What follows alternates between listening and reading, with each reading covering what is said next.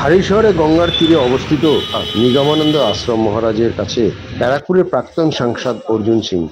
তিনি ঘণ্টাখানেক সময় সেখানে কাটান। মন্দির ঘুরে মহারাজের সাথে কথা বলেন। দুপুরে মন্দিরে প্রসাদ গ্রহণ করেন। ওই দিন তার সঙ্গে ছিলেন হালিশহরের প্রাক্তন উপপ্রধান রাজা দত্ত, সমাজসেবী ভবানী পদ গাঙ্গুলি।